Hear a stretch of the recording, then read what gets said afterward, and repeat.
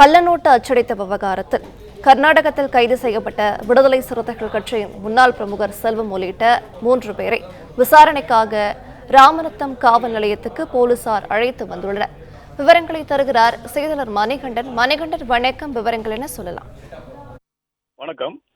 கடலூர் மாவட்டம் ராமநத்தம் அடுத்த அதநத்தம் கிராமத்தில் கடந்த மார்ச் மாதம் 31ஆம் தேதி அதிகாலை ராமநத்தம் போலீசார் கடலூர் மேற்கு மாவட்ட விடுதலை சிறுத்தையினுடைய முன்னாள் பொருளாளர் சொந்தமான விளைநிலத்தில் திடீர் சோதனை செய்தனர். அப்பொழுது 86,000 ரூபாய் கள்ளநோட்டுகளும் கள்ளநோட்டு அடிப்பதற்கான அச்சடிக்கக்கூடிய மிஷின்கள் மற்றும் பொருட்கள் என பறிமுதல் செய்யப்பட்டு வழக்கு பதிவு செய்தனர். அந்த வழக்கில் இதுவரை 7 பேர் கைது செய்யப்பட்டுள்ள நிலையில் முக்கிய குற்றவாளியாக கூறப்பட்ட செல்வம் மற்றும் அவருடைய நண்பர்களை தேடுவதற்காக ஜம்புலிங்கம் மற்றும் கோபிநாத், ரவிச்சந்திரன் உள்ளிட்ட உதவி ஆய்வாளர்களுடன் 3 தனிப்படைகளை அமைக்கப்பட்டு தீவிரமாக தேடி வந்தனர்.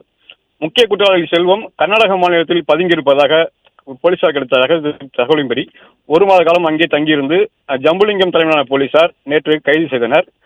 இன்று விசாரணைக்காக ராமநத்தம் போலீஸ் நிலையத்திற்கு செல்வம் மற்றும் அவருடன் இருந்த பிரபு, வல்லரசு ஆகிய 3 பேரை அழைத்து வந்து விசாரணைக்காக அழைத்து வந்துள்ளனர். விவரங்களுக்கு நன்றி மணிகண்டன்.